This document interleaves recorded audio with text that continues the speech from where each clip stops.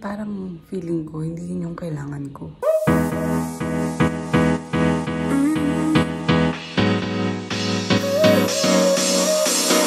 Work is almost over, summer's getting closer. Morning guys, nandito tayo ngayon sa chiropractor kasi papa-adjust ko yung katawan ko from my breastfeeding, tapos yung leg ko masakit last month, tapos yung headache. Sinamahan ako ng mother-in-law ko, pero siya muna yung nagpapakairo. Come back down, that's twisting. So that's all for today's vlog. Okay, I'll update you guys. Ayan guys, bahay na ako. So hindi ko alam kung tama yung napuntahan namin chiropractor kasi yung ginawa parang nawakan lang, push. Basta parang feeling ko hindi yun yung kailangan ko. Kailangan ko yung ikakrak yung neck ko tsaka yung hips ko dahil nga nung yung post-pregnancy ng hips, diba, ng mga babae kasi nga ang laki ng hips ko. So nagpabook kami ng totoong chiropractor mamaya 3:45. So, yun yung gagawin namin after siguro nasunduin si Aliyah from the gymnastics.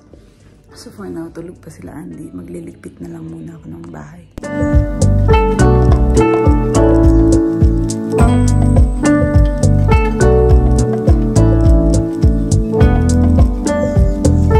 Hi guys! We're picking up Lele sa gymnastics. Kasama ko ang little gymnast ko, si Mimi. Say hi! Hi! Dito na kami. Hi, Josiah! Who's that? Alright, so we just got home, guys, and have a look at that. Sun is setting at the beach. It's really, really nice. Hello mga Zoobs! Tayo ngayon ay nasa kotse kasi nandito na tayo ulit sa gym. Natapos na yung buong araw. Naging productive naman tayo kaya mag-slow down na tayo ngayong gabi. We are going to take our time habang nag-workout kami kasi wala rin naman yatang pasok si Chacha bukas. So nasa bahay sila ngayon at nag-order ng pizza bago kami umalis. Ang workout ko ngayon, arms kahapon. So legs, OMG. Kaya ko ba mag-legs ngayon? Kaya yan. So kailangan ko lang muna mag-cardio. So, starting yesterday, ikwento ko lang sa inyo guys na ang workout na ginagawa ko, 1 hour na cardio, tapos buhat. Mas priority ko yung cardio ngayon kasi I'm focusing on losing weight.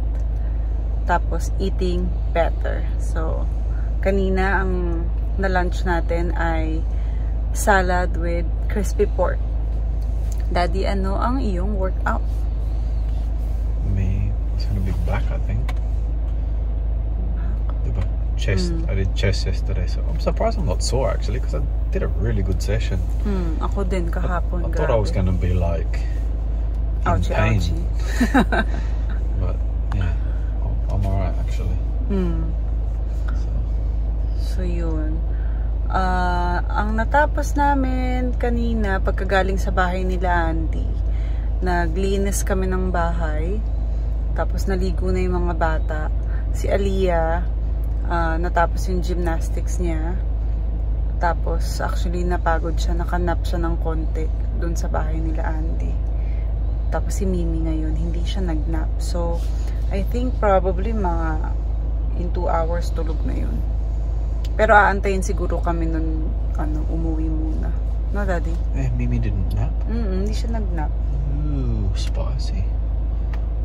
Oh, we woke up late. We got up like 12:30. Yeah. Kaya siguro mga 12 din siya matutulog. Ganun din pala. Ayun. So yun guys. Kaya ito na, papunta na kami sa loob. Papasok na kami. Kinuwento ko lang sa inyo yung naging buong araw namin. After ng gym, kailangan lang namin bumili ng egg, ng konting grocery. Yung palagi kasi namin pinaprioritize na kumain ng protein. So, yung egg yung pinakamabilis kainin. Yun yung breakfast kanina. Tapos ngayon mag-i-end yung workout namin with eating protein. So, egg yan. Mag-egg tayo.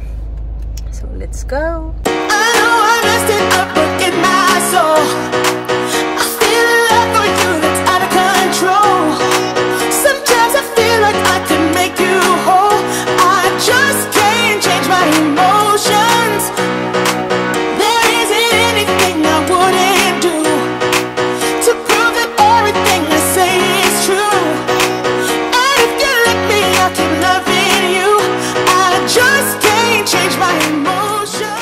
nandito na kami sa OTR kasi kailangan naman namin bumili ng egg. Naubusan na nga kasi kami, diba? Sabi ko kanina sa inyo. So, quick lang ito para ilalaga namin at ihahalo dun sa salad na ginawa. So, halika na. Let's go sa OTR.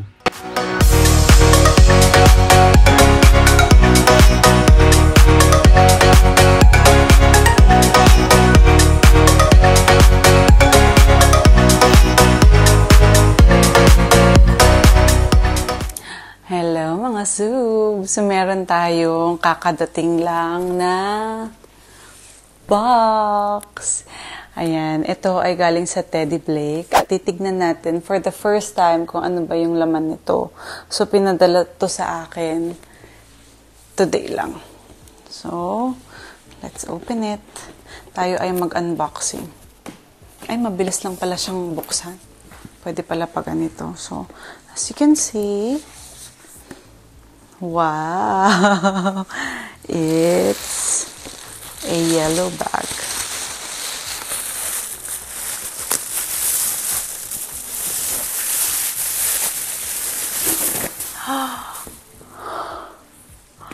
Oh my God! It's a cute little baby. Tingnan natin yung loob. Ang cute!